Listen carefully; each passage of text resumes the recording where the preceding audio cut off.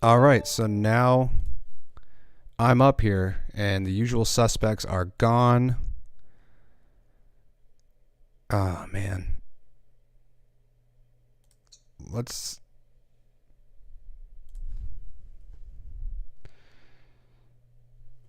do $50 from a car. 52. How bad do I want Cale Makar is the question.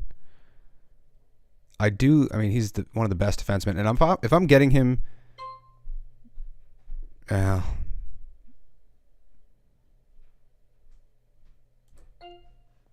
mean, I'll match that, I guess.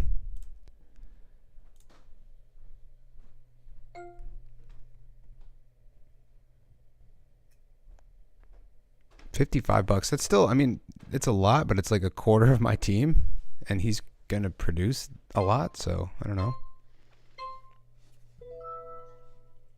I know I can't get the video to work. I'm trying everything, but I'm trying to do the draft at the same time. So it's like two completely new things at the exact same time. And for whatever reason, it just won't connect my usual software to YouTube. I've gotten it recognizes it. It's just not showing any video on the YouTube stream. So nothing I can do really here. This might be a very short stream.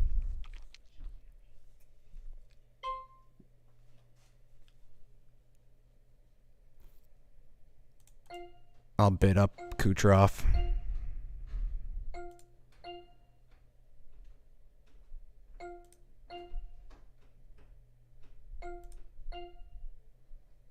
Yeah, this is terrible viewing if this is just not going to work. So I'm going to cut the stream and try to reconnect this again, and we'll see if it works. So take 2 coming up hopefully soon.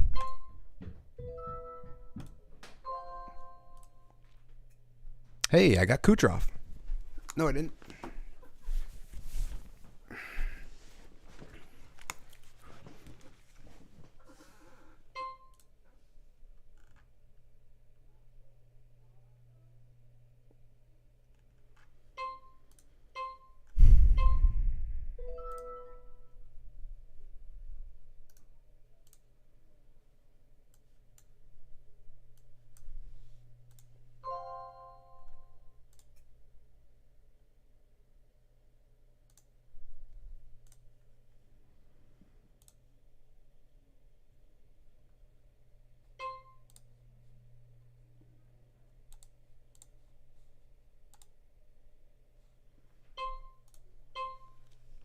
That's a pretty good price for Kaprizov. That's a really good price for him.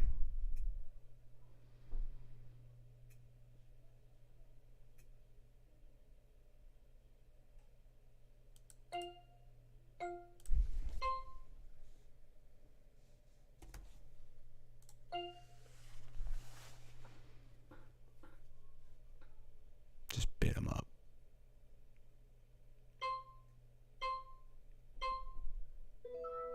All right.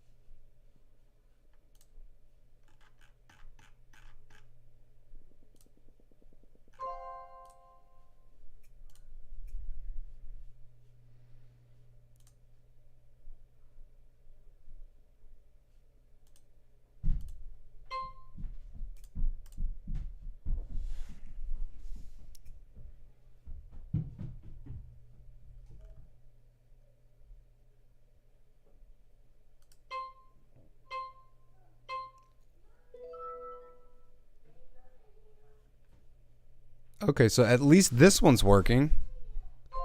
All right. So we're here. So I've been trying to do this two different ways. I've tried it on YouTube itself, and I've tried it on OBS, which is the software I use, and it wasn't working on either. And then apparently one of them started working just now. So we're good. So if anybody's out there watching and paying any attention to this, I did end up getting Rantanen at $60. So nothing crazy there. He's definitely way more expensive than these guys, but there's not a lot of right wings that put up that level of production. I probably should have waited for Marner. Again, this is my first salary cap draft, so I'm going into this as blind as anybody else. And then it's also my first time live streaming on YouTube, so I tried to really cram in all those firsts all in one just to get all the bugs out of the way, I guess. I do like Fox, but I don't know, man. This is yeah. I mean, he is a very, very good point producing defenseman, but he doesn't have a lot of shots. Obviously, no hits. Will get plus minus. Definitely get assists. Some goals. I do think he's going to come for a little bit more goal scoring this year. But yeah, not a lot of hits, not a lot of blocks, and usually not any shots at all. Usually he's just below 2 shots a game, or maybe even less than that. I think he's below that. Just have to check. Do so many of these videos, you kind of lose track of like the exact stats, but you kind of have a general idea. So Matthew Tkachuk, I'm going to stay away from him. Wonder why he's day to day. I don't think it lists this in the Yahoo app anymore, at least not right now. Who am I going to throw my queue? Because I'm up my next. So who do I like here? Yeah, I mean, it's tough not to go Marner here with the upside that he could potentially give you. But I do want that defenseman, and I have a right wing already. So Matthew Tkachuk just went for $37. That's not bad. Again, if you join this late, the salary cap is $200. So I've spent $59 on Mikko Rantanen. Probably should have waited for Marner, but I thought that the right wingers were getting a little bit lower. Yeah, let's go Yossi.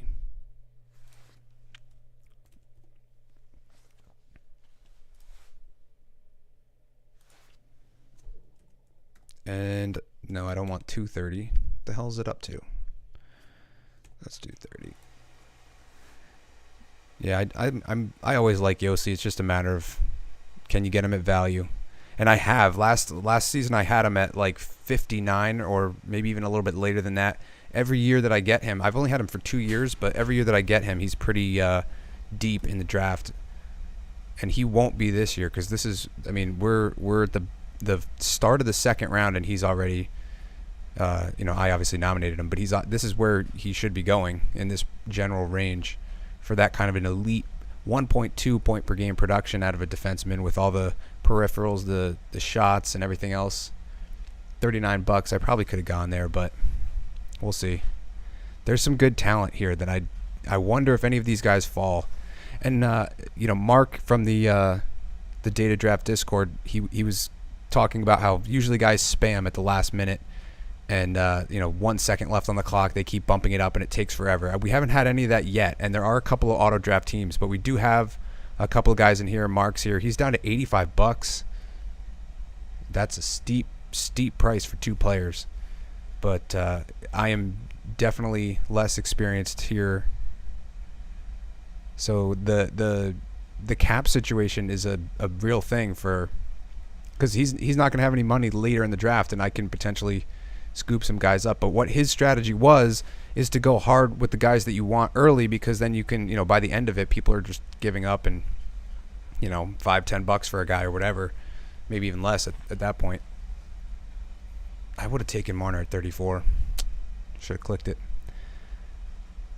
Sidney Crosby, I mean, he's past that point where he's going to be peaking in his point production.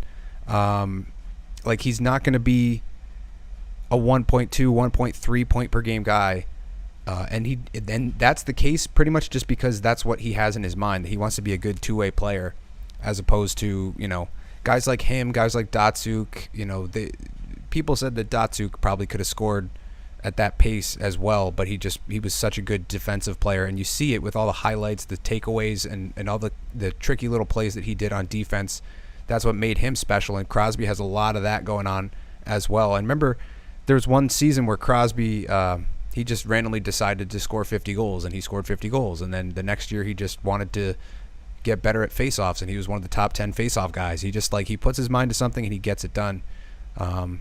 So yeah, I haven't talked about Crosby yet, and the health tends to be an issue not just for him but for Pittsburgh in general, because Pittsburgh, they are never healthy, and for whatever reason, Mike Sullivan does a great job with them, and they continue to rack up wins here.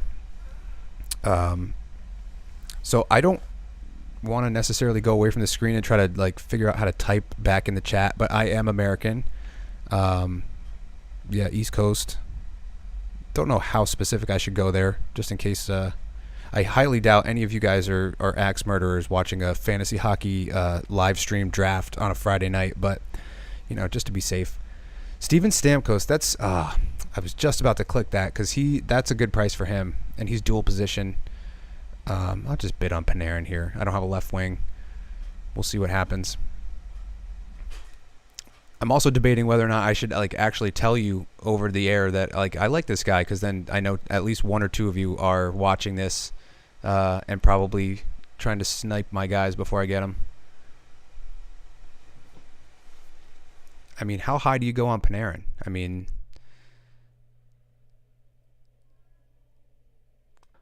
got him. So $27 for Panarin. I like that a lot more than $59 for Rantanen. That's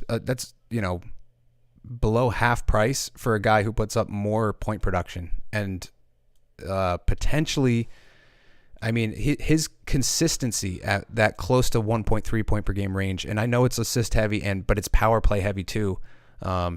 Not a huge shooter. That's his main drawback, and that's I like Rantanen a little bit more for the shot totals. Not that he's crazy in the shot total department, but definitely better than Panarin. And just watching the Rangers games this year, it's noticeable that he does not want to shoot. And when he was playing with Patrick Kane, Panarin did want to shoot. He was the trigger guy, and Kane was setting him up. And so all these trade rumors about Kane going to New York, that would be the one thing I would want to see, is if Kane came over, which one of those two guys would be the trigger guy, because one of them would have to be, and whichever one started scoring more goals at that point would be a good fantasy option, because Panarin has at least 30 goal potential if he's been in and around that the last couple of years. But with Patrick Kane, he's a guy who's above that 30 goal mark, between 30 and 40 every year. So he's I don't know if he's ever going to hit 50 or anything crazy like that, because he's usually a setup guy, but the goal production could take a bump there. So I'm coming up soon. I got a lot of guys here that I like. I'm not going to say them out loud. I do like Pasta here. I'm probably not. He's going to get bid up.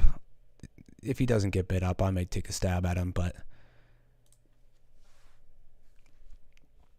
now you'll notice I am absolutely not following my draft strategy, because it's just I'm trying to draft for value and then fill in wherever I can.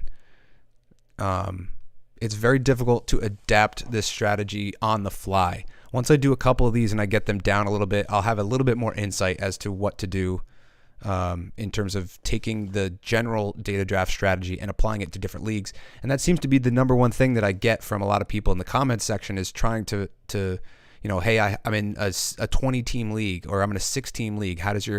And it's I just wouldn't play a 6-team league or a 20-team league. So that's the first thing. But secondly, it's very difficult to know how to adapt to the strategy to do that when I wouldn't do it in the first place. I wouldn't play a 20-team league. So basically with the 6-team league, I just say cut it in half. Whatever my projections are for D or goalies, or where you should have guys by, just cut it in half with the round projections, or where they're going ADP wise. But it's not an exact science yet. Batherson or Norris for just goals and assists. So Norris had 35 last year. and a lot of those were power play driven. So I do like that because that power play goal thing could come into play. And then Drake Batherson, just trying to look up his file real quick. So he's a lot lower goal scoring wise, 0.36 goals per game. So that's a little bit below. Actually, it's not a lot lower. It's a little bit below 30 goal pace. So I'd probably go Norris. And we'll see how things shake out ice time wise in Ottawa this year. I just nominated Aaron Ekblad, trying to go for that elite D. I do think he's a good option there. If I don't get him, maybe I'll take a stab at Carlson. Those are pretty good options for your D1. Good value plays depending on where you can get them.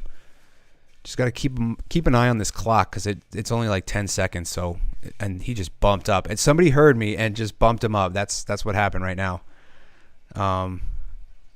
Looking at you, Mark. All right, I got him. They just wanted to feel the pain. They wanted me to feel it a little bit. This is kind of nice. I was talking in the Discord channel. This type of draft is a little bit more like poker, where you're reading the room as opposed to just playing fantasy hockey, and that is very interesting. I think it would be more interesting if you know everybody in your league, and you're all like friends, and you know their tendencies, and this guy, if you get him going, he'll just start bidding up a guy or whatever. It's difficult when you're doing a lot of auto draft here and just a couple guys, but it's still pretty interesting to me. Now, Brady Tkachuk, that's a decent price for him. I mean, I'm down to $80, but let's see if I can get Brady Tkachuk. That's a huge hits guy. I don't have to worry. That's the thing. For a hits guy, if you want to just not worry that much about hits, you grab Tkachuk, you maybe grab one hits guy later on, and you're fine. And your offensive production's there. And then on top of that, you still have like a Gudis, a Ristolainen, and a Larson, somebody like that who's going to drive hits production as your D4, D5, D6, whatever league size you have. Sebastian Aho, he's as consistent as they come. Like 82 points every year, no more, no less. And he does cover some categories there. Power play points, shots.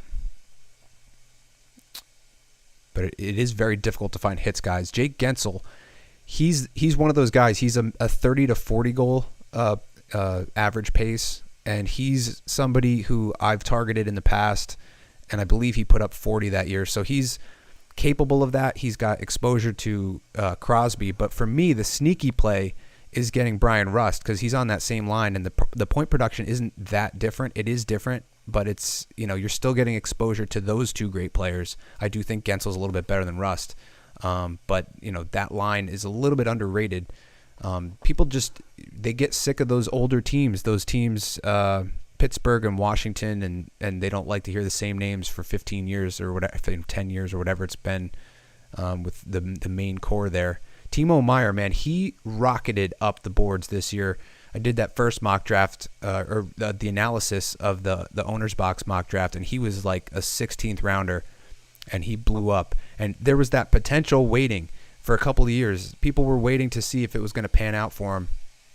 And they would take a chance on him, and it just wouldn't work. He had one season where he was at like in the mid 60-point range.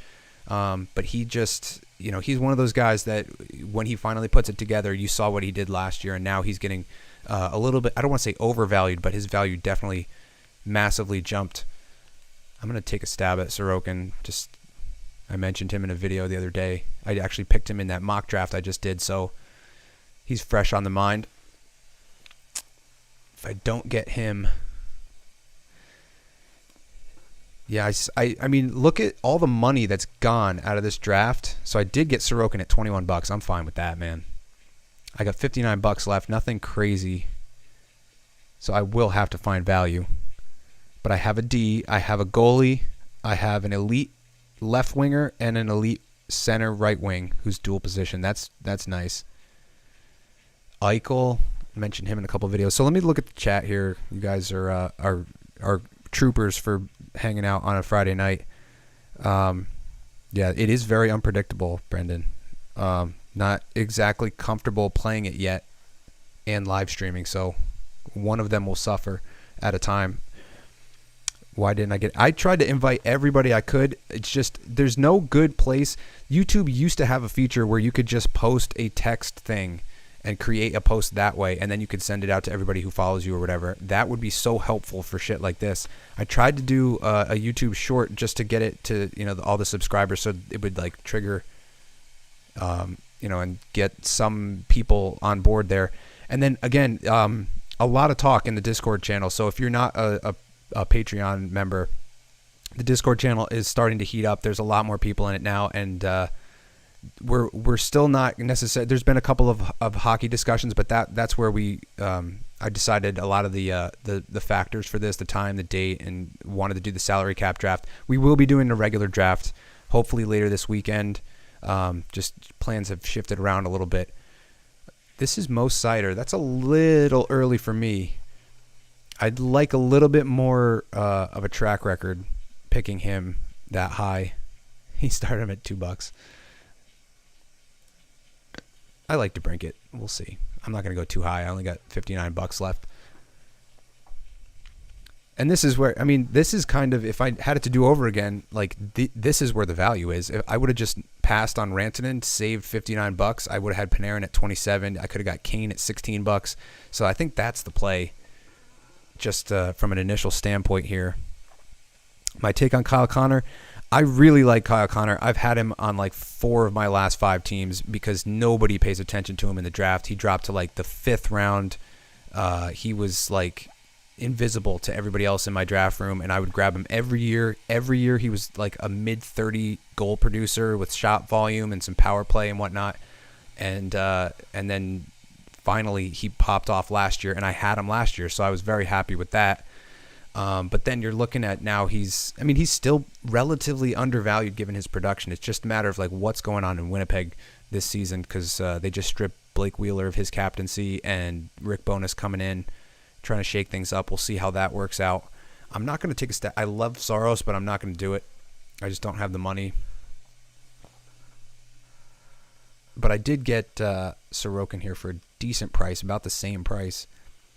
And he won't get the same start volume, but he has better save percentage and goals against and more shutouts. So that's what I'm banking on. So back to the chat. We're looking at, he said on the weekend with the subs. Yep. So if you're subscribed, I tried to, in that comment section, that's the only place I could. So I have to nominate somebody here.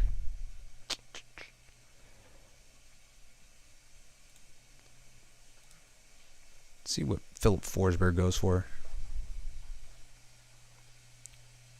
So currently I'm in production of the next video for goal coverage, and specifically targeting right wingers. And for whatever reason, Philip Forsberg, I think, was dual position last year, or maybe another year, or maybe whatever data source I'm using just doesn't completely update their positional rankings, because I do use a couple of them.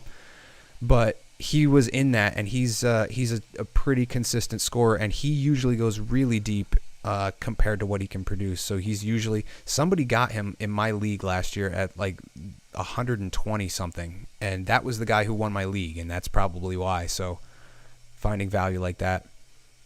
And then kudos to whoever picked, not this draft, but in whatever draft you guys were doing, kudos to whoever took a stab at Matt Duchene. That was an untouchable file for me. And then he finally blew up.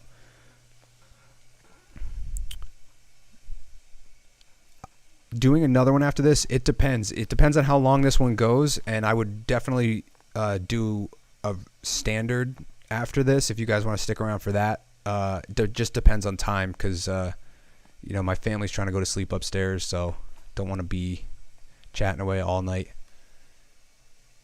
don't think I'm that loud, though. Not one of those, generic YouTubers. What's going on, everybody? My name is so-and-so here. Today we're going to talk about this, and I'm going to talk for 2.5 minutes. All right, without further ado, let's get right into it. Calm down.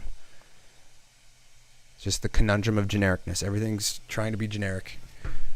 Jake Ottinger, he's been going real early in these drafts, and I think people are just banking on his start volume. He's a very good goalie, and he did put up good numbers last year, had a really good win percentage in a 40, I think it was 47 game sample sizes. And so he's but it's just a matter of, I don't think he's signed right now, so that may play a factor. So if you're in a draft and like, let's say it's like the day before the season starts and he's still not signed, and that's when your draft is, and maybe his value will drop a little bit. You can get some value on that. And I haven't talked about Pacioretty yet, mainly because he's going to be out for so long. But for me, if he's on the waiver wire some point in the season, I might just sneakily 10, 11 o'clock at night, nobody's paying attention, Sunday night, just put in a waiver claim on him or whatever, see if it goes through. I'm not going to draft him just because I went through the whole Jack Eichel experience last year with every one of my teams. And I think I mentioned this, but getting him in the 8th round was value compared to like everything else on the table at that point. So I sat on Jack Eichel for a considerable amount of time, and I knew that his surgery wasn't going to be particularly bad. I knew kind of basically, listening to different podcasts and stuff, figuring out what the surgery was and how long the recovery was. I figured it was about 2 months, and it was about 2 months, and then a little bit on top of that because it took so long to get the surgery in the first place and they were dragging their feet. And then he was relatively productive, but just for, personal experience, I don't want to stash a guy for half the season this year. I'm maybe okay. I've been mentioning Marchand and McAvoy just because of, how far they're dropping. It's always enticing. And the way I look at it, just from a thought process standpoint, is I would rather have that player who's better during the final stretch of the regular season, getting into the playoffs, and then for any playoff matchup. That's what I'm, one of the things that I'll probably talk about in a video in the future is, planning for the playoffs before your draft. Because I got a comment, somebody wanted me to do a schedule video for the when your fantasy playoffs will be scheduled, those weeks of the season, what's the schedule look like, and I definitely will do that because that can be, it's not a big thing that's going to change your draft, but it could be something. It could be something to just like tip the scales one way or another on a guy if you're looking at this guy's playing like 4 times that week as opposed to, it's nothing crazy. And you do kind of run the risk of like overthinking some of these things, and that's what I'm going to have to like rein myself in on because I've been doing nothing but fantasy sports for the last like 2 months. So it's difficult to not overthink, but Morgan Riley for $15, I'll take that. That's half of Ekblad's price and not that much of a drop off in production. So I have the 2 Elite D, and they're both on excellent offensive teams with really good power plays. So Toronto, I believe, had the number 1 power play and the number 2 offense, and Florida had the number 1 offense, and I forget how high their power play was. I think it was top 5. I think it was the 5th overall power play. So to get those power play quarterbacks and, combined, doing the quick math, 49, so a little bit under $50, that's not bad. That's about a quarter of my available budget at the beginning of this, not necessarily now. The scarcity of high right-wing talent could be its own video. I'm doing that video as we speak. So, yes, that will be out Sunday. There's an abundance of left wing and center relatively. Dan, yeah, that's right. So it's not necessarily there's a scarcity of high right-wing talent. There's a scarcity of high right-wing talent with consistent production in their file. So you can find risky right-wingers deeper in the draft, and I've mentioned Caulfield a couple times. There's risk there. You get the significant minus player, and then on top of that, you're still, you do factor in the upside. So that's what I'm banking on, is hoping that he hits that 40, 50 goal pace at some point, but you have to pay for that with, potential risk. I don't necessarily mind Montreal's offense. I don't really love their defense. So I would stay away from Jake Allen unless you're in a deep, deep league, because then he will start. And if you can get a starter in, the 120 to 150 range or something past that, then that's not terrible. But I don't see Montreal being a good defensive team this year. But getting back to the right wingers, Claude Giroux's getting drafted in this range, the 40-50 range, and he's dual position, and he's probably going to play right wing. So I'm not going to do that, though. I need a center, but I might wait on that. Let's see Freddie Anderson. See what he goes for. Yeah, people forgot about Freddie, and now they're bidding him up.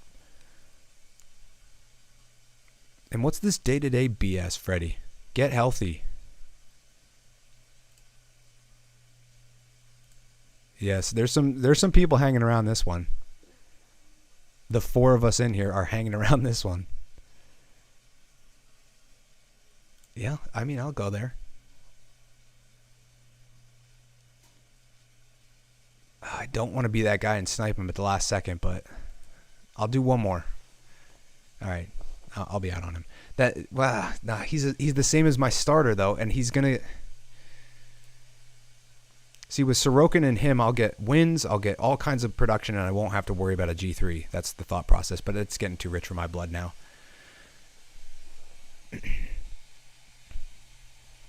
Yeah. So people forgot. Like, look at all these 10, 11, 13, 9, and then Freddie Anderson gets bid up. And that one was for Mark. So, Mark, $28 left. Let's check out Mark's team, can I?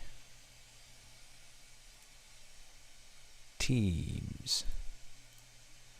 So Draisaitl, and he paid $61 for him, but that's only $2 more than I paid for Rantanen, and that's much better value than what I paid for Rantanen. Okay, so that's good goal production and hits coverage for your left wingers. You got Cale Makar, Freddie Anderson. So the team looks good, Mark. Good value on Robertson, decent value on Svechnikov. You had to pay for Makar and Draisaitl, and then you had to pay a little bit for Anderson, but for your G1, that's not bad. I was going for a G2, so not terrible. Idea for a vid could be looking at teams in the running for a playoff spot and how much incentive that gives the players to perform better. It is. It's just I would have to think about how I would statistically figure that out in terms of, like, I would need a start date for when they were finally getting in the hunt and then take a look at that stretch. And it's difficult to say if the circumstances make the players motivated or if the players get motivated and that changes their circumstances. So it's a little bit of causality. Nylander. I do like Nylander. Dual position. He's a guy I usually get in the 8th or 9th round, and I love it every time. But if he's going really high in the 4th or 5th round, then that's probably where he should go. But I usually get him at really good value later. So $8 is really cheap, man. I should have done that. Thatcher Demko. Nah, do I? Yeah, I'll just bid. Let's see what the goalies are. Demko, Bobrovsky, a couple of guys here. There's some options if I don't get Demko, but I've since that playoff performance where he just was absolutely out of his mind, like, I've thought about it, and I've actually grabbed. I had him for like 2 straight years, and I didn't even realize it. I didn't realize I had him the first year, and then I had him last year, and I traded him. Biggest mistake of my season at that point, but and if I told you this story, then just listen again. But if you didn't hear that story, basically, like, every single day I was looking, listening to the people all over the media say, like, Vancouver should fire their coach. They should fire their coach. Why isn't Travis Green gone? What's going on here? And then they just didn't fire him. And it got to be the point where, like, they would have needed to fire him by now. If they were trying to play at like 105-point pace for the rest of the season, they still might not make it. And then after they got through that point of the season and the coach still wasn't fired, I'm like, okay, they're not going to fire him, I guess. Or if they do fire him, it's going to be too little too late. Like, I believe in Demko, but I remember I watched the Rangers play them because that was the main, I don't, at that time, I wasn't paying too much attention to Vancouver because they sucked. And I'm not staying up till 1 a.m. watching Vancouver, but when the Rangers played them, they shelled Demko and he stood on his head. And I remember there was that sequence where he had like no glove on or no blocker, and he's just sprawling all over like Panarin hit the post or some. It was nuts. And that's the kind of goalie he is. He's really, really good, but the defense and the team in front of him just wasn't playing there. So I finally cut him and I, just dropped him to the wire. I picked somebody else up. And then somebody else grabbed him, and he had a .955. He was goalie of the month, and just it sucked. Nasty Woodchuck. I feel if Brad Marchand comes back into a Boston team that's not doing so well, that will most definitely push him to go off. I'm targeting Marchand for sure. Yeah, I mean, Speaking of Marchand, here's his running mate here, Bergeron. I'll take a stab at Bergeron. 4.6, no, was it 4.0 shots per game for Patrice Bergeron. And I got him for $8. Dollar store value. Now, here you easily could have gone Tavares. People are not talking about Kuznetsov at all, and I get it. Not a lot of shot volume, mostly assist heavy, but he does get power play points. And he's going to be the number one center playing with Ovechkin because I believe Backstrom's still out. Otherwise, you'd see his name up here. So people are sleeping on Kuznetsov. That's another thing you could play. Like, don't just play the stats and what you see on that aspect of it, but play like the name recognition game. If guys' names aren't being tossed around out there, and it's difficult because the market's getting saturated now with a lot of different content creators. Like so many people out there that some guy's going to get mentioned, but in general, the main hockey media just hasn't been talking about Kuznetsov recently, and that could be value depending on how far he goes. Kadri, no, I don't need a center. I could use Rantanen as a right wing, and I'm going to have to because I don't have any right now. So I do need another center, but I don't think I'm going to do that. You easily could. It's just for Kadri, he just had a career year in a contract year. He's part of that money bags phenomenon where he's moving to a new team, just got paid, albeit it was not as massive of a contract as I initially would have thought. And look at Kuznetsov, $9, $8. So yeah, Point, Kadri, Kuznetsov, those are all decent options at this point. Of the three, I like Point the best just because of his exposure to Kucherov. So the top three power play producers in the NHL are Hedman, Kucherov, and Stamkos. And Braden Point is the bumper position on that power play. So why wouldn't you want exposure to him in that spot? Again, I mentioned him in that center's video. So he's massively undervalued, but it just depends on if that holds up over the course of the next 2 or 3 weeks, because I think people are starting to catch on. But for $8, it hasn't caught on here. Fiala, I went over him. He got his entire video. Fascinating guy. Not going to draft him. My turn to nominate. So I do like Buchnevich. I could go D3 here, though. I like Letang.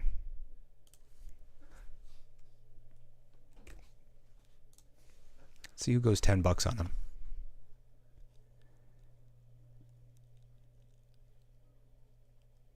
Over my budget. Get out of here.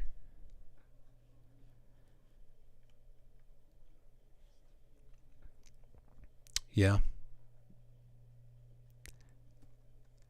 You get such your focus it stays right here, especially while I'm doing this. But if you're in this draft, your focus is just right here in front of you, and you just don't scroll down and see some of these guys. Zuccarello, I love Zook as a person and a player, and then he's playing alongside Kaprizov, so I don't see any problem there. I like Zuccarello. Kane, I'm not going to be able to afford Kane. Yep.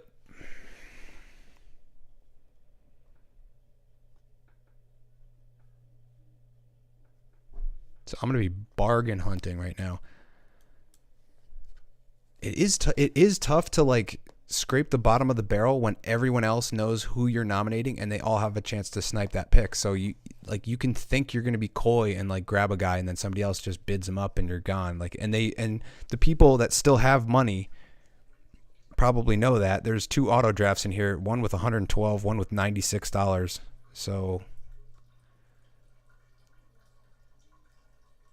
but yeah, you get narrow focus up at the top, and then you lose a lot of the perspective, and there's not a lot of time. You have to be playing all of these players at the same time. You have to be bidding if you want these guys. If not, then you can look at who's available. I need a right wing. I don't mind Batherson. I'm probably not going to go Duchesne. Buchnevich for $9 is fine. That's not bad at all. Buchnevich is a sneaky good defensive player if you don't watch him on a regular basis.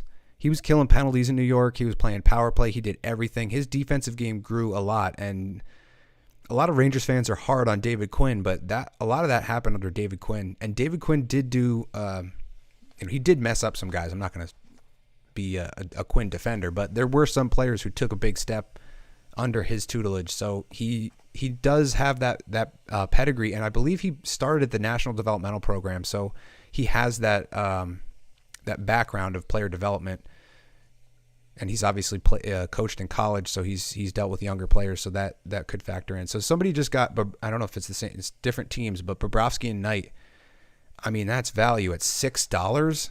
I mean, he's not the same level as Sorokin and Demko, but I paid a lot of money for those guys.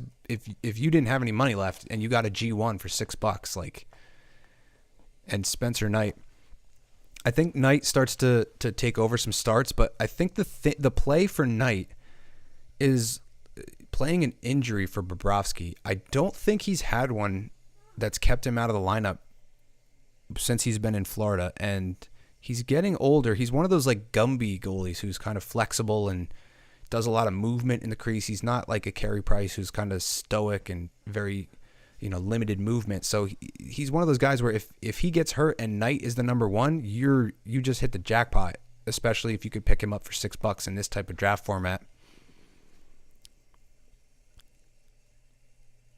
Just spent the past hour writing out my strategy, players at each position I want to target, and their round ranges for my draft Sunday. So I wanted to cover this at some point, but basically, you kind of need to very quickly. You don't have to spend too much time on it, but think about how you're preparing for your draft, like in terms of what do you want in front of you, guiding your decision making? Do you want those visualizations that I have out where you can just tailor exactly what you're looking for? I'm looking for hits. I'm looking for shots. I'm looking for goals. I'm looking for whatever. I'm looking for an elite defenseman who does this and that. But you don't want too much clutter. You don't want so much information that you forget about the task at hand in terms of the draft, especially in a format like this. Obviously, most of us do regular, either points or head-to-head category leagues. But it's a thing that I'm gonna have to try to plan for a little bit. Just what tools do I want right in front of me at the draft to be able to have a quick reference while I'm trying to make these picks. Just noticed I'm using the projected stats. I don't really like that. If I used last year's stats, I at least know most of them from these guys because I've been making videos about them for 2 months.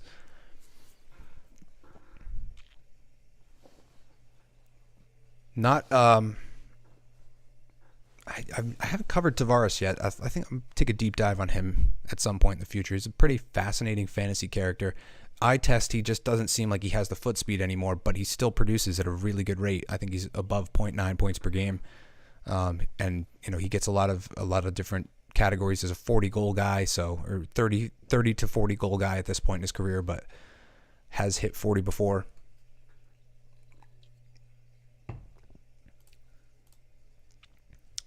See what Batherson does. I think the next guy is a real guy, and then there's an auto draft. So I don't know if it's auto drafting whoever's right up here on the list. I haven't been paying attention to that, but if it is, then I'm maybe take a stab at Zuccarello or Pavelski, Rust. I'll take any of these guys really. They're all in about the same range. So Batherson, $6. I mean, I would have done that, but I am running out of money. Both me and Mark are running out of money. I'm not sure. I don't recognize any. Do I have? I recognize Mark here because he was talking about the salary cap draft with me earlier, but I'm not sure. There's a lot of a new Patreon members that I'm just getting to know right now. So if you are here, thank you for joining us. Drew Doughty, that's decent value. And he does get some hits, not that many last year numbers-wise because he missed a lot of time, but he's an intense guy. And I got it for $6. So that's a decent D3 because he is still a power play quarterback. And then he does get a couple of other categories as well. Just look up his file real quick just so I can know exactly, because I haven't done a deep dive on him yet. So Drew Doughty, 0.17 goals per game, 0.61 assists per game, 0.79 points per game. So pretty good for a defenseman, pretty good for a D3. That's basically McAvoy point totals, but without some of the peripherals. 2.5 shots per game isn't bad, and a .33 on the power play. So I'm pretty happy with that for my D3. 1.5 hits per game, 1.35 blocks per game. Nothing crazy, but it does kind of round things out a little bit in terms of getting hits, and I don't think this does not have blocks. This has plus minus, which I haven't really cared about in this particular draft, just trying to figure out who to pick. Jack Campbell for $4. I mean, that's pretty low risk. He's going to get a ton of wins. And then here's Uyghur, the D3 bubble guy, I'll say, because he was, I did think about that, and somebody mentioned it in a comment, and he just doesn't hit, I think it was either hit or block quite as high rate as he does the other. So Mackenzie Uyghur, 0.55 points per game, 2.5 shots, so not bad there at all. So, yeah, no, he does. He gets 2.2 hits per game and 1.95 blocks. So maybe it was the shot totals that were leading me off there, and no power play usage at all. That might have been the thing.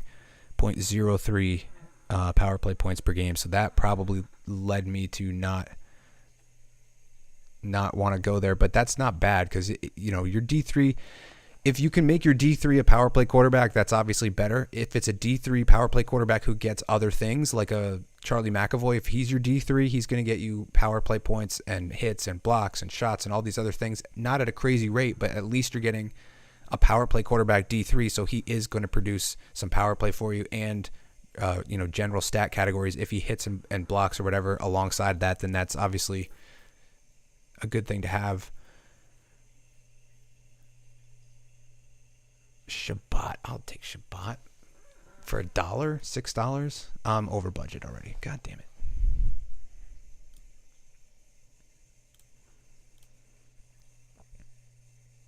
Sleepers is Vinnie Trocheck.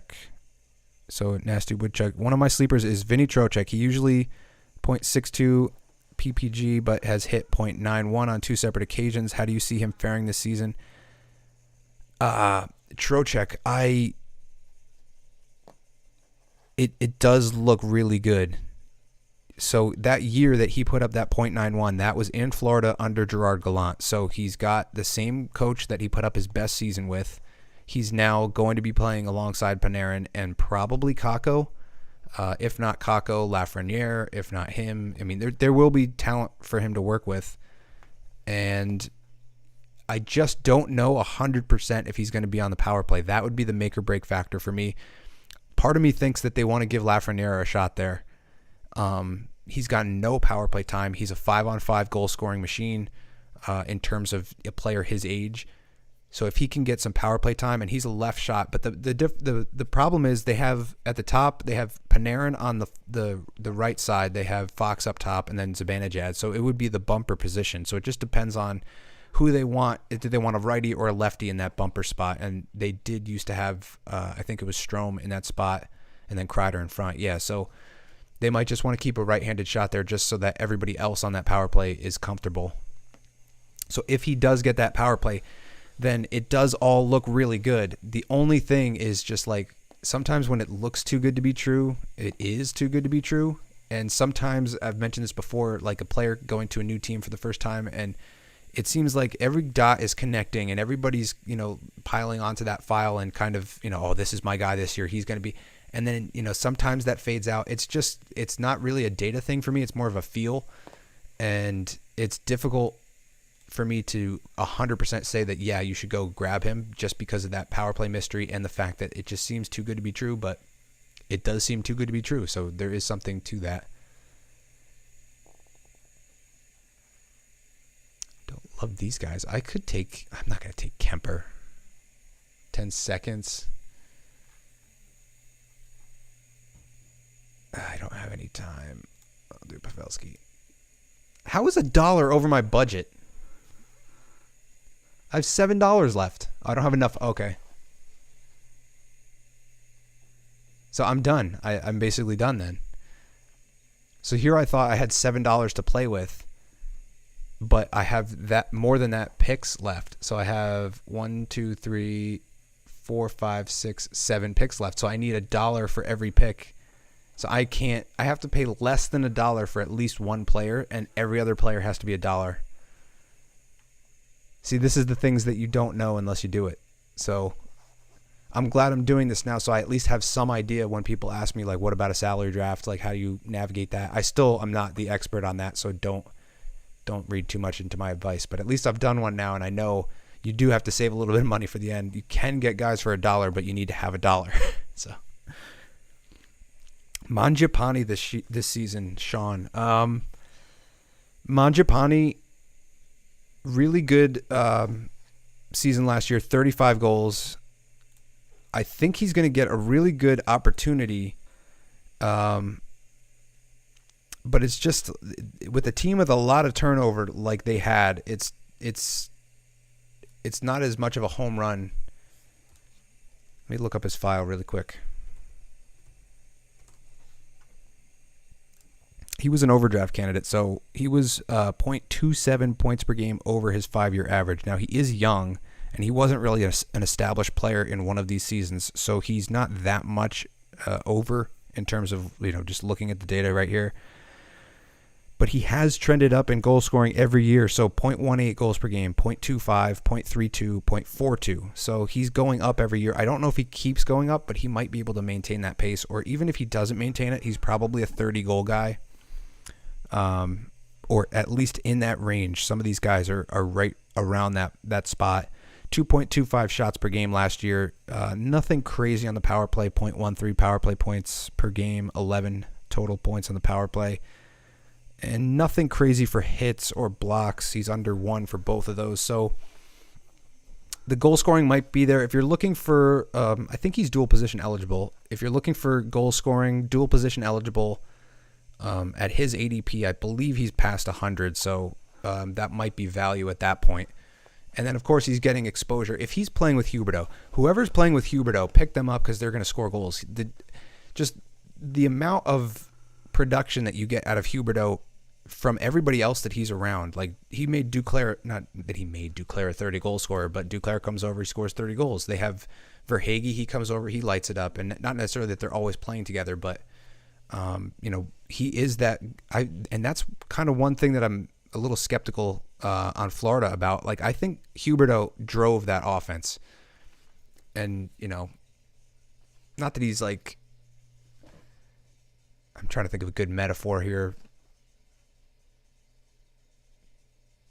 Not that he's like Tom Brady leaving the Patriots because he's that good or whatever, but like I feel like he's one of those guys that was driving that offense, and now that he's gone, there's not that setup guy, that elite setup guy to set up Barkov and Kachuk and whoever else they're going to throw up there.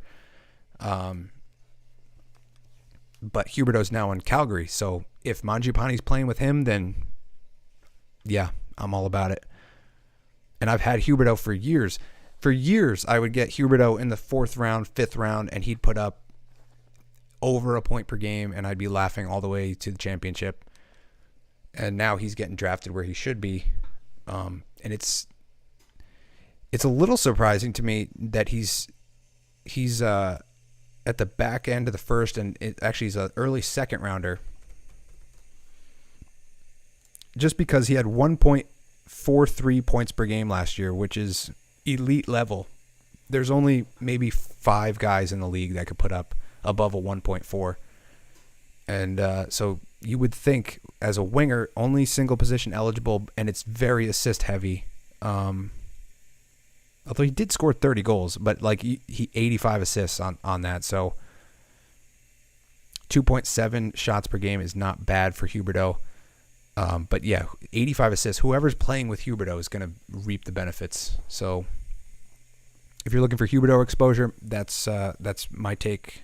If Mangiapane's playing there, if it's Toffoli I mean, he's even further down in the draft, I think. Don't have his ADP on hand, but, I mean, Toffoli, there's not a lot of love for him out there, and he's probably a consistent 30-goal guy. Rookie mistake, yep. Was a rookie mistake. And I will not have that slander about the real bread man.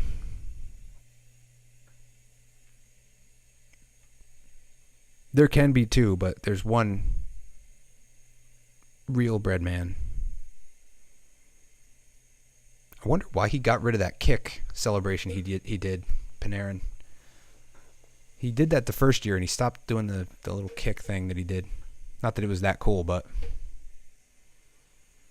I don't even know how to do this. Like, how do I nominate a player if I don't have any money?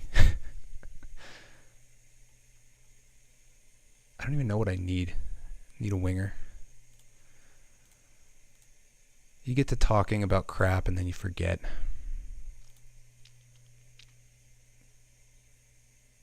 Yeah, I like Kempe a little bit more. Look at that shot total and the hits totals there. And he's over my budget, so.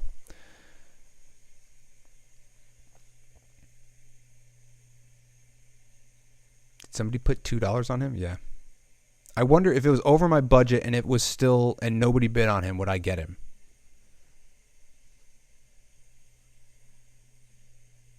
And if not, how the hell do I fill out my roster?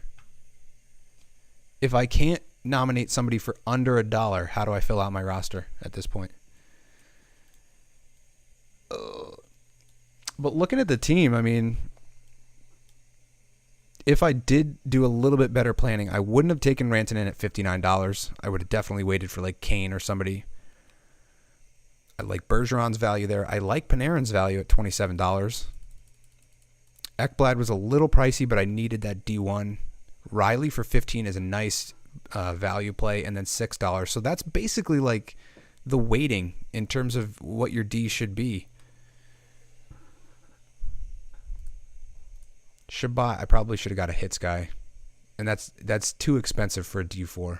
So that's a mistake. But I like Shabbat, and I'm ready for him to take that step. I like Sorokin and Demko. I don't need a G3 at this point, so because I have Demko who's going to get me 60 plus starts. I have Sorokin who's going to get me all the save percentage, goals against, and shutouts that I need. So.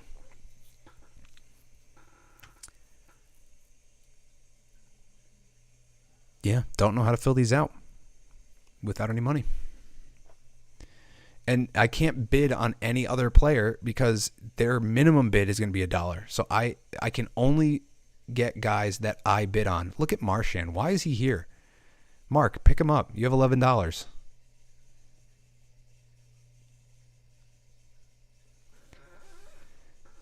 Tyler Bertuzzi. Is Canada going to let him play in Canada this year? Like, what's the deal there?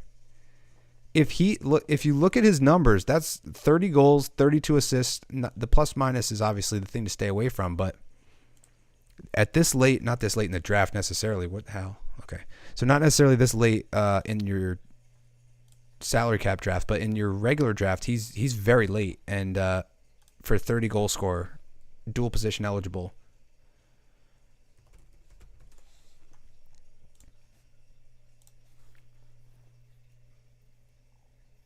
Yeah, 0.91 points per game last year, and he's been trending up 0.64, 0.67, 0.77, 2.64 shots per game. So the total shot number doesn't look that high, but that's because he missed the games that he wasn't playing in Canada. 0.20 power play points per game. Nothing crazy, but he had 14 power play points last year. 0.95. I would have figured him as a little bit more of a hitter than that. So he doesn't. If he had like maybe an extra half a hit per game, that would be a nice play. That 1.5 number would be a little bit easier to swallow. But I mean, if you're high on Detroit this year, then he's a sleeper guy that you could potentially target because he's on the top line. He's on the power play. He's playing with Dylan Larkin. He's exposed to their top players. I don't know this for sure, but I'm pretty sure the top line is him, Larkin, and Raymond. Is it not? They might have broke those up at some point during the year. very difficult to watch Detroit games when they're getting shelled 9-1. But I've liked Larkin for a while, and he's a guy that I get like either. I think last year I got him off the waiver wire. Like there's just no love for him out there, and we don't even have plus minus in my league, so it makes no sense that people aren't taking a shot on him. 0.43 goals per game last year, so that was good for 31 goals in 71 games. That's just a little bit shy of a 40 goal pace, and he was just shy of a point per game pace. The minus 18 is what would keep you away from him, but 2.98 shots per game, that was nice to have on my roster. The power play production isn't there, but the power play is getting better.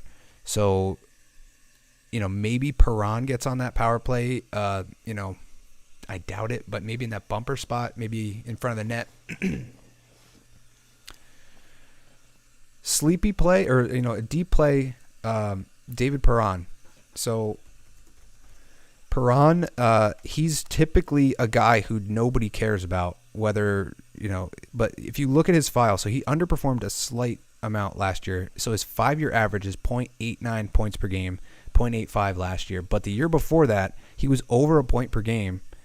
So he had 58 points in 56 games. He gets 2.6 shots per game on average the last 2 seasons. And last year, 0.38 power play points per game. The year before that, 0.37. The year before that, 0.38. So he does a lot on the power play. He does get some hits, 1.19 hits. So deep value, David Perron. Now, he did a lot of that with St. Louis, and they had a ton of offensive production in St. Louis. I have to nominate a player. I don't have money, my guy, for running the draft. 0.8. Does that work? Over my budget. Like how does this... Should I just leave? If I wasn't live streaming this, I'd just leave, but... Mark's still here. I got to be here, man.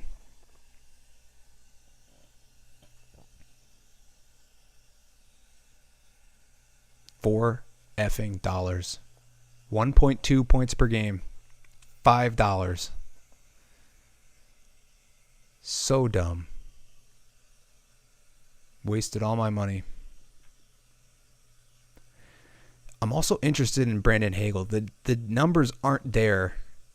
I looked into it. He's not fantasy ownable yet, but I mean, going to that team, he was doing really well in Chicago, but if he's exposed anywhere near that top 6, there might be some deep value on the waiver wire. I wouldn't draft him. As I mentioned, I looked into his file, and I think he was like a 0.4 point per game guy, so not in the realm that I would normally go to. Jesper Bratt, that's nice value. Bouchard went for $3. So here's the thing. I think I mentioned this in a different video. I'm not 100% sure Bouchard's going to get that power play spot. I think the players prefer Barry, and I think Jay Woodcroft prefers Barry, and Jay Woodcroft had Bouchard when he was in the minors. So if he prefers Barry over Bouchard, then that kind of says something. But it's an if, because I don't watch them. I didn't watch them enough down the stretch. I know early on Barry lost that spot, and then later on, I do think he started to take it back. Let me look at the second half data.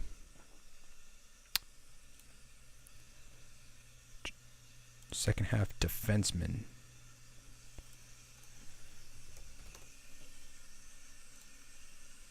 So Barry in the second half of last season, 11 points in 20 games.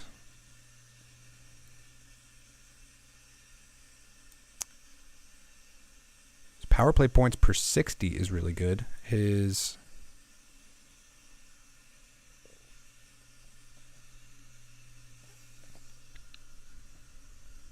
don't have the power play points per game on this one. But 11 points in 20 games is not bad. 1844 of ice time. He got 258 ice time on the power play. I think they were pretty close in that metric. So 258, what did Bouchard put up? Evan Bouchard, 58. No, that was shorthanded. It's 52 on the power play. 52 seconds per game. So, yeah, I mean, it could be if you're in a deep league and you need that defenseman and you don't have another power play quarterback and you're absolutely desperate, you could go Tyson Barrie. There's a slight chance that he takes that spot.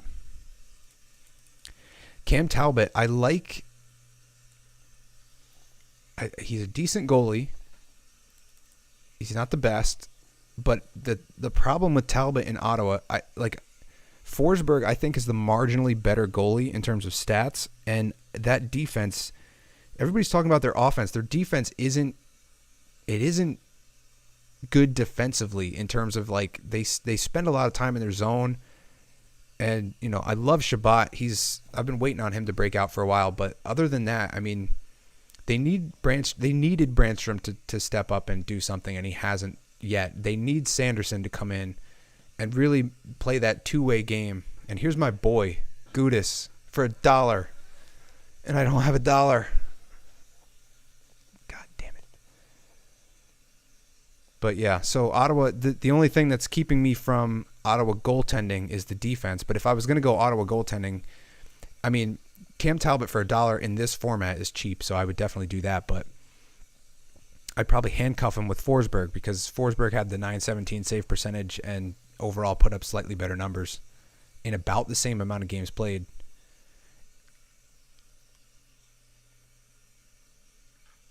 I wonder if Mark's trying to tell me that I can or can't find players for under $1, and I just haven't even checked the Discord chat.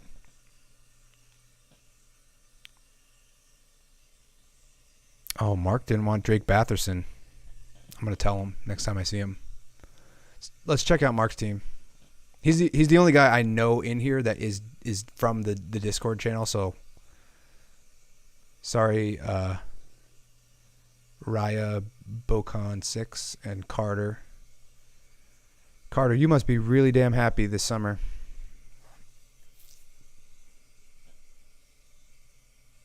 I've been put in auto pick mode due to inactivity. I've been trying to draft. Like, come on, man.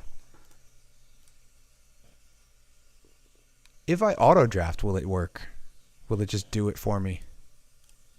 These are the questions that I should have known the answer to, but this is my first one, so that's what happens. If no one bids on them, I get them for $1. Thank you, Kyle. But that means I have to nominate the player and make sure that nobody bids on it. So, and Carter has $34, and this guy Taco has 31. So that sucks. If I'm just going to be stuck here not picking guys for a while, I'm probably going to end the chat or end the live stream. But I do want to answer some of your questions before I do that. Here's Larkin.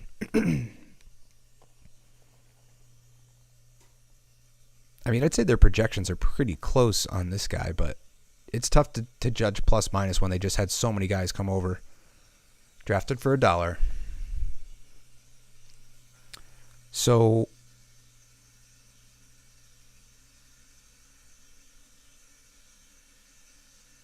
Scissorhands, been using my strategy in the mocks, been pretty good. Somebody sent me like their entire roster and some other roster today, and I didn't have a chance to look at it. I hope that wasn't you.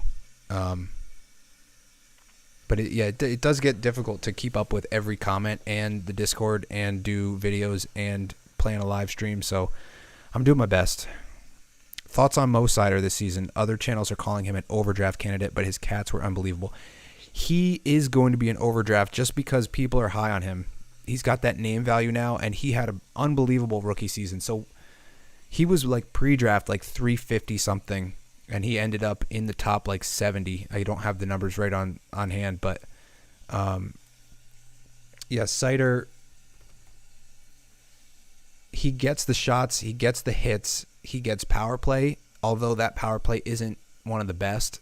He's the guy. So the only thing is no goals, and let me check on his shot numbers because there's not much data. He's obviously a rookie, so there's only 1 year of data on him.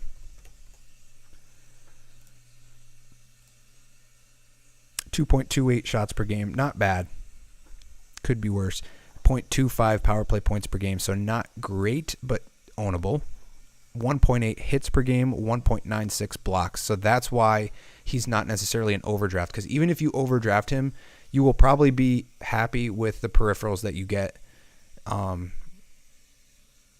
It's just a matter of like, where do you get him? Because I've seen him go as high as like the 3rd or 4th round, and that's too high. I mean, with the guy, I mean, we saw Letang go, I think, after him. Do we have the results here? Let's look at this draft board. It only has these guys. It doesn't have Sider. So I took Sorokin right before him, but I needed that goalie. But he went ahead of Morgan Riley. That's not right. He went ahead of Letang. That's not right. Quinn Hughes, you could fade him because he is assist heavy and power play heavy, and he doesn't get anything else. He doesn't get any goals. He doesn't get hits, nothing. You could potentially fade him, but like Letang, Riley, even Pietrangelo, I don't love him because he splits time with Theodore on that power play, but both he and Theodore have pretty decent stats. I'd even maybe take Dahlin. It depends on what you're looking. Like, Sider has way better category coverage, but in terms of just a power play guy, like Dahlin, I think is going to have a pretty good season just based on the way he's projecting upward with his totals over the years. And they're finally putting some talent around him too. It's my turn. I'm not even paying attention.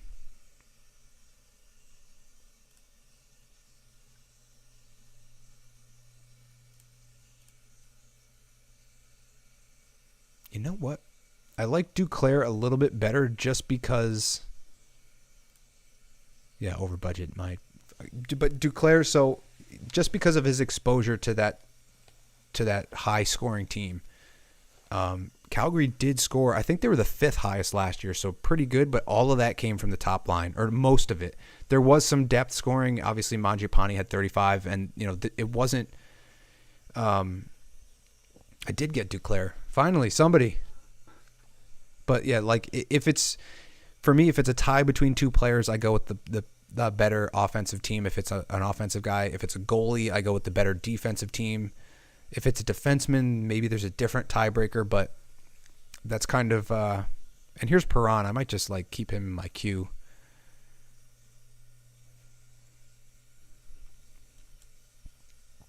I'd draft Mo over Letang and Katz just on injury history alone. So yeah, I mean, you have to make that call between, do I want 65 games of elite point production and elite hitting production in Letang, or do I want 80 or 70 something games of Sider with a little bit more likelihood that he stays healthy?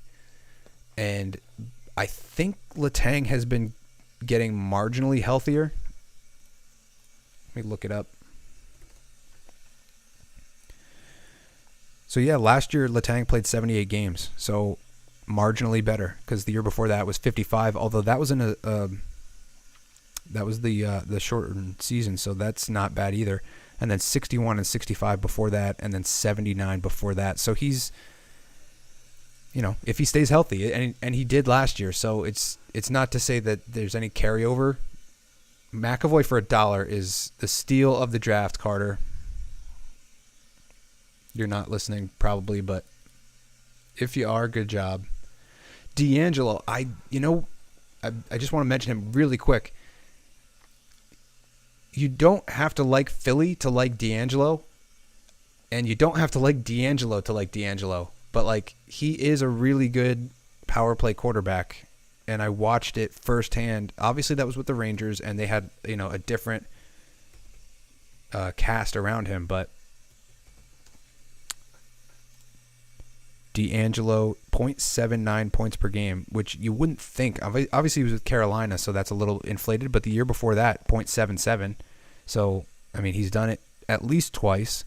2.35 shots per game last season.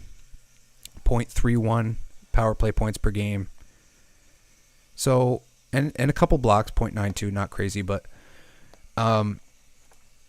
Torts has a way of getting guys to play for him, like Boone Jenner, and like guys that you don't really think about that often for fantasy, and then they kind of become not great or anything like that. They never put up crazy offensive numbers there, but I think Torts still does get a lot out of his players, and honestly, it can't get any worse than it did last year in Philadelphia. Like, they were brutal. And so if you're looking for a deeper, like in this draft, like Trocheck for $1, that's great. Dumba, that's not bad. Hannafin's fine there. McAvoy's a great pick there. In this range, $1 for a guy like that. I don't know where he went. Let's look here. Draft results. Might have been auto draft. I guess they're just taking out the auto draft here. And Perron's gone. I was looking at Kempe too. He's gone. Maybe I should just pick like absolute no-name guys so I get them. Anton Forsberg for $1. This is where I should have been doing a lot of shopping. And I think Mark was right in his initial analysis that you spend a ton of money up front and then you just stop for all the middle rounds and then you wait for the dollar run. That was his initial advice, and I kind of forgot what he meant by that, so I didn't pay attention to it. Okay. So I have 2 right wings because he's a right wing too. I could go left or center here, so let's look at centers.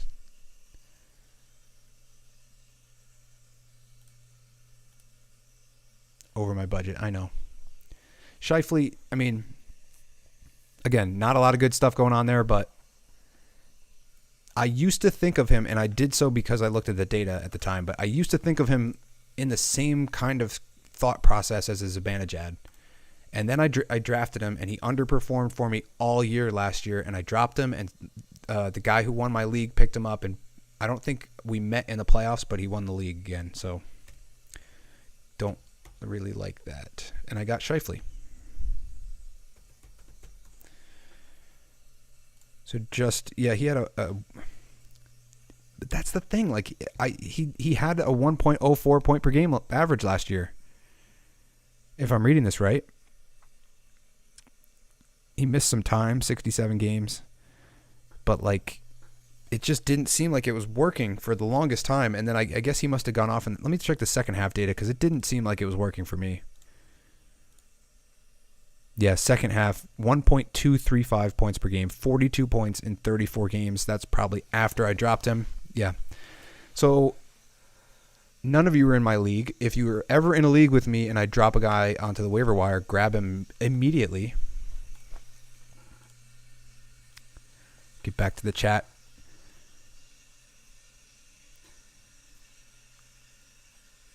Sider got to be a top 10 D pick. Maybe. Yeah, maybe. Depends if you have plus minus, and it depends on how much you value the power play production. If you don't care about that as much as you care about category coverage, he's definitely a top 10 because he does cover that.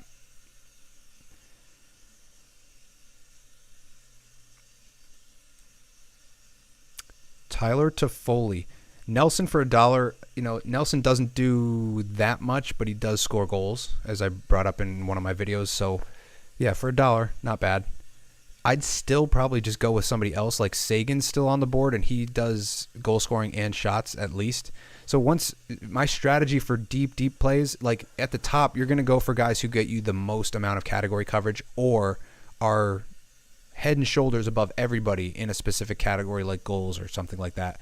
When you get towards the back end of the draft, I try to play it so that I'm picking either a guy who's really, really elite for one specific category or somebody who's pretty good in 2 categories, because you're not going to get somebody who's going to cover 3 or 4 in this range usually. Eriksson X is sneaky value here. He's been trending up if memory serves. Let's take a look at Joel Eriksson Ek. Not Joel Edmondson. So nothing crazy in the point totals, but he was at a .63, and he's trended up every year for the past 4. So .24, .46, .53, .63 points per game. And last year, he had 26 goals in 77 games. And the year before that, he was scoring at the exact same pace, a .33 goal per game. So I guess goals is what you're getting, and then shots, 2.8 shots per game. A little bit of power play production, .22. You get 1.79 hits, so that's nice as well for Eriksson Ek. And then again, you're getting exposure to that Minnesota offense. He doesn't play with Kaprizov, and the guy who does might still be here. So let's take a look at Hartman. Yeah, he's still here. 34 goals, 31 assists, plus 31, 239 shots last year, and he's still on the board, and you can get him for $1. So I'll probably do that next. I've never really thought about that before, and, he's never been a guy on my radar. But with that exposure, you're getting that top line in Minnesota. They're, one of the top 3 teams in the Central, at least. Probably top 7, top 8 in the league. Vrana for $1. I'll take that. I'm actually probably covering him. So it says he's a left wing.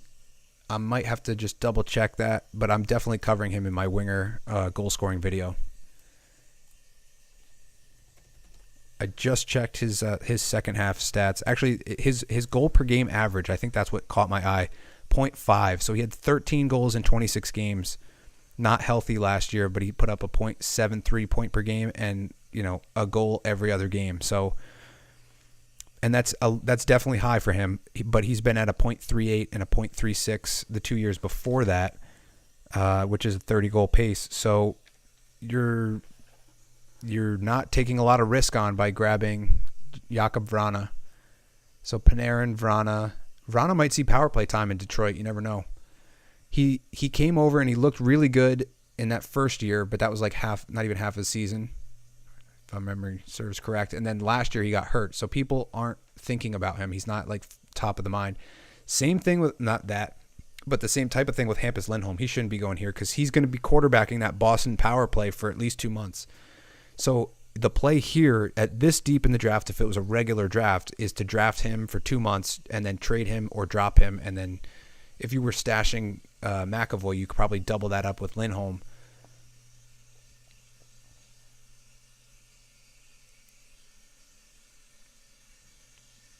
I'm getting close to coming up here, so I need to think about who I'm going to pick.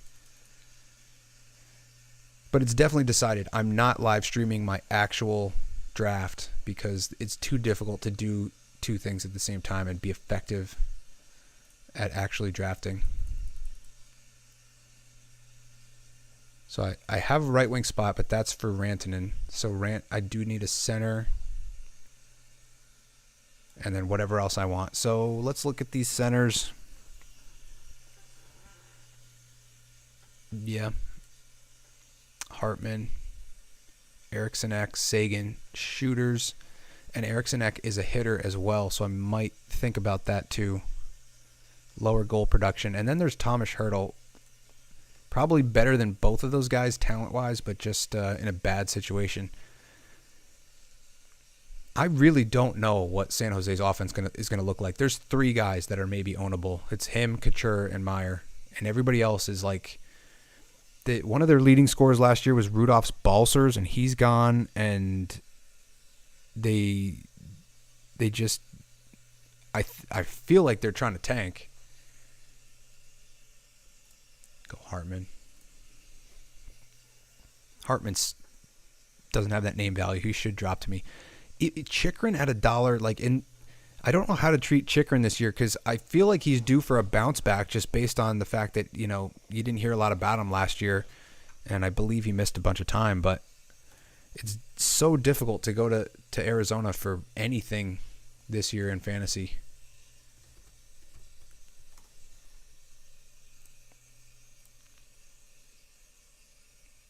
Yeah, he didn't have great stats last year. He significantly regressed from his previous season. So .73, that was the year that everybody was hyped up on him. 41 points in 56 games, .32 goals per game. That's That's like a low to mid 20s pace, which is really good.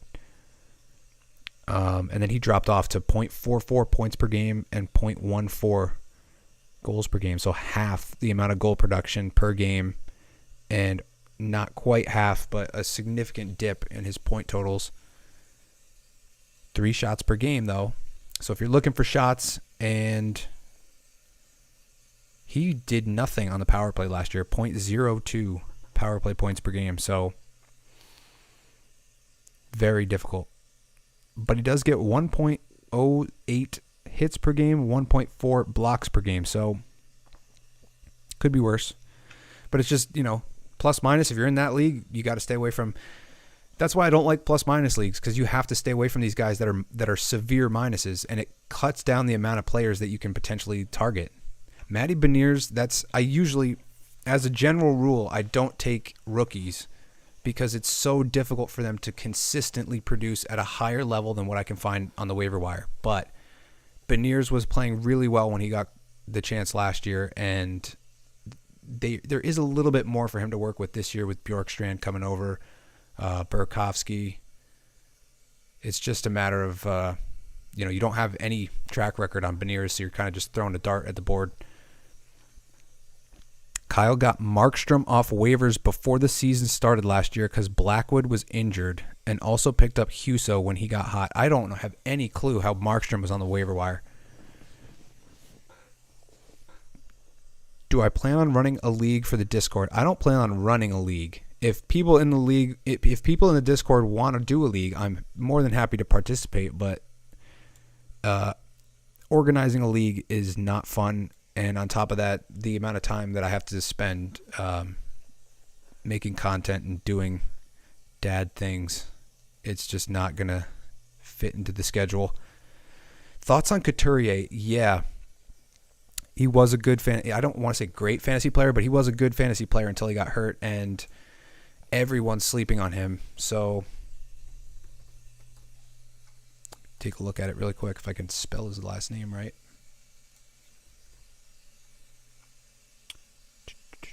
Not bad. Well, yeah, so he had a lot of trouble staying on the ice last year.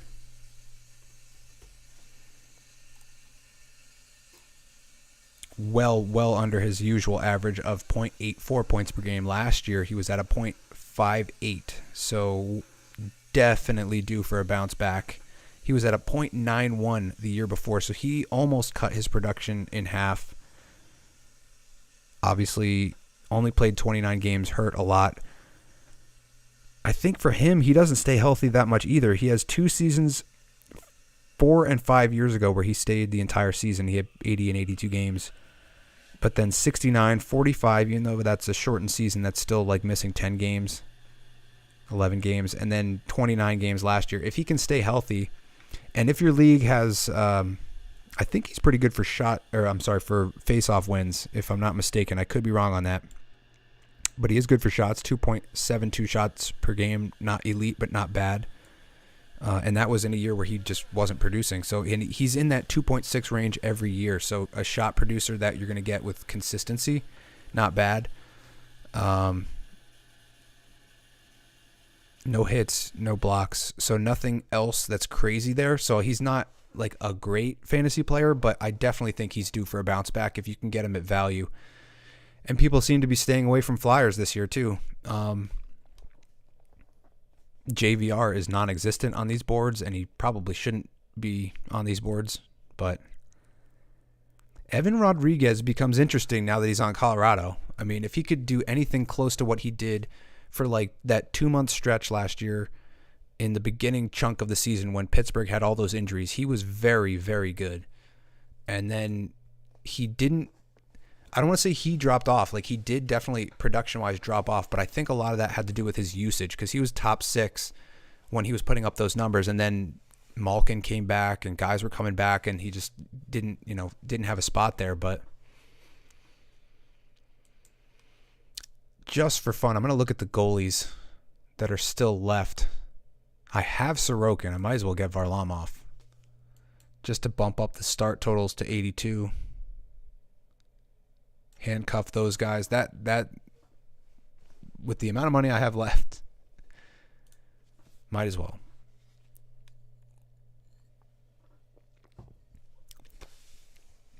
Did not expect to go an hour and a half tonight. Never done one of these. Don't know how long they go. So if you stuck with this whole thing, like, congratulations and thank you. Not that I'm getting any, I'm getting a backache right now. Nothing else. Keandre Miller, I love him as a player. I don't like him for fantasy, but he's the evolution I saw in his game last year was nuts. And if he can start to filter in some of that offense that you see in flashes, that he's going to be really good.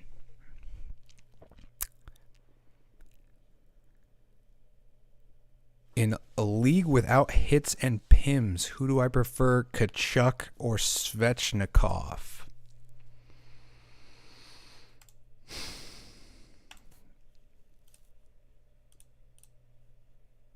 That's both of their main categories. So Tkachuk averages 0.68 points per game over the last 5, and last year he went off at a 0.84 point per game. But here's his past 5. So 0.84 last year, 0.64, 0.61, 0.63. So he's due for a regression just looking at the numbers. And that's not a good baseline to begin with, that 0.68.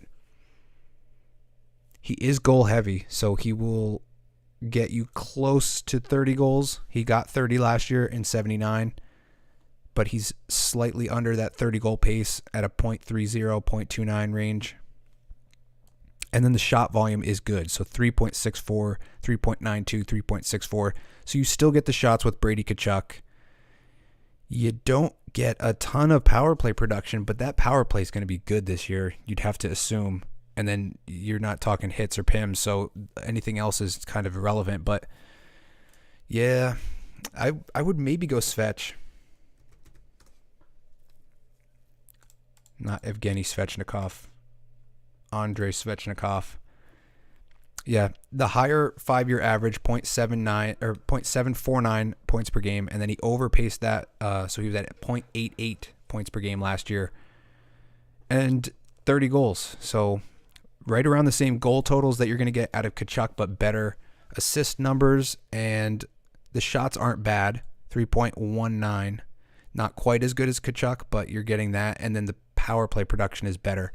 So Svechnikov is right around that 0.3 power play point per game number. And if you're wondering why I'm always talking about points per game, it's because that's kind of how you can plan what's going on in your lineup. Just looking at your lineup at the end of the draft, or before each week or whatever, you can say, okay, this guy's going to get me, if he's putting up like 4 shots a game, then you can kind of count like, okay, there's 3 games, that's 12. So then you can kind of figure out how many you need total per week to beat whoever you're going to go up against, if you want to, factor it out that way. I like per game better because it accounts for the COVID years that we just had, which factor into a lot of the 5-year average data that I'm doing. But also you get the injuries taken out. So you're looking at a player's total production, not just like what they're doing, and not paying attention to the injuries. So my team is full. That's it. So Mark ended up with Draisaitl, Bennett, Svech, Robertson, Nylander, Batherson, Makar, Theodore, Bouchard, Dumba, Terry, Lindholm, Beniers, Anderson, Gibson, Francouz. So weaknesses on Mark's team. I don't mind this Bennett play because he does hit and he gets some shots. He doesn't have an elite power play quarterback, D2. Theodore's okay. He's not bad. But look at mine. Ekblad, Riley. I'd take my 2 over his top 2. And I mentioned the Bouchard-Barry thing. He will get you goals, though. Bouchard does score more goals. So that could have been the thought process. Dumba gets the hits and shots, but not a crazy amount of shots total. And I'm not high on Dumba. Crazy stat. I think it was goals per game. But of all the seasons in the last 5, he had the highest goal per game season. But it was a shortened, like injury shortened chunk of a season. And so that made me go to his file and check it out. Like, is he actually, that good at goal production? No, he wasn't. So it was just a one-off year, and he doesn't cover a lot of other things. Troy Terry's a nice play there. Deeper in your draft, 37 goals last year. I kind of think he's due for a regression, but he kind of did regress last year. So he was like a really good pace for the first half. I don't have the numbers in front of me, but then he kind of slowed down a little bit. And he did lose Ryan Getzlaf, so that will hurt his production a little bit, but Ryan Strom's not that bad. The only other thing I'll say is I've been like hurt by Gibson before, last year specifically. I had him for like a couple weeks, and he went 0-10. So, and then the 904 was bad. And I mentioned before, Stolarz outplayed him last year. He's going to get starts, so he is, he's got the nice G1, he's got a starter G2, and a really, really good backup who could become a starter for Colorado. So that's not bad at all. So I'd say the weakness would be your G2 and your D2, Mark. But I could see the thought process there. I'm missing, it just gave me a bunch of centers, but I'm using Rantanen as a right wing. Rantanen, Panarin, Bergeron, Vrana, Duclair. Don't love my wings, but I don't hate them. I just would prefer to have better ones, and that's why I paid to get Rantanen. But this was a completely new experience. I like my D: Ekblad, Riley, Doughty, Shabbat. I would prefer to get a hits guy out of all this, and I would have gotten a hits guy if I kept some money till the end. And then Scheifele for $1. I mean, that's pretty good at a point per game guy, 1.04. And he was a 1.2 plus pace in the second half. So if he can roll that into next season or this season, that would be ideal. The -17 does scare me a bit, but you got to hope that Rick Bowness comes in and fix that. Hartman, the more I think about that, the more I like that. I don't like stacking Hartman and Eriksson Ek. That was an auto draft thing. I didn't really mean to do that, and I had all these guys on the queue thinking I'd pick one, and then they just kind of picked them all. So because I was talking, but I don't mind Hurdle as my last pick, like whatever he was, 30 goal guy, center, shot volume, and then I love my goaltending. So you got the handcuff on the Islanders, and then you got Demko. So not bad at all for that. Not going to do too much else. This standings thing at the end of the draft, this just I think this is all based on projections. Actually, this is total stats. You can do it either way. And it has me at 4th, but I mean, I wouldn't pay too much attention to that. I'm low on goals. That's the only thing you can see is you can see your projected totals. Going to struggle for starts per week with 5 natural centers. Yeah, I would never have, if I was still paying attention towards the end, I wouldn't have picked 3 centers in a row there.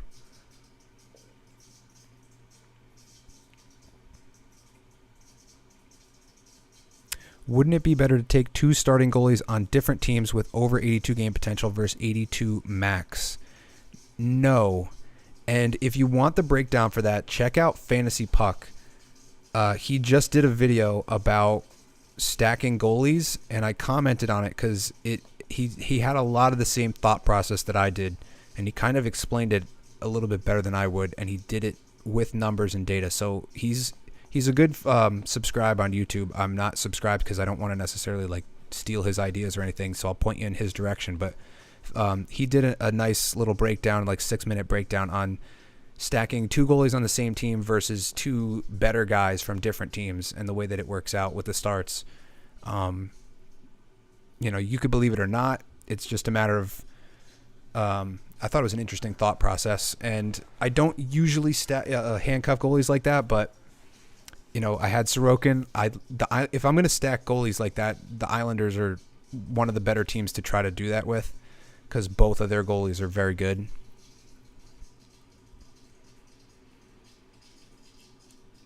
But yeah, I think that's going to do it. So thank you all for who all of you guys who participated in the chat with the questions. I'm going to be doing more of these. I didn't have access to doing live streams until very recently, and then this was the first one. So if you stuck around for any of this or all of this, then thank you very much. And hopefully I'll be doing another mock draft this weekend. And if you missed out on this one, you probably didn't. But if you did, then we can do a standard one later on. So thank you guys. It's going to take me a minute to figure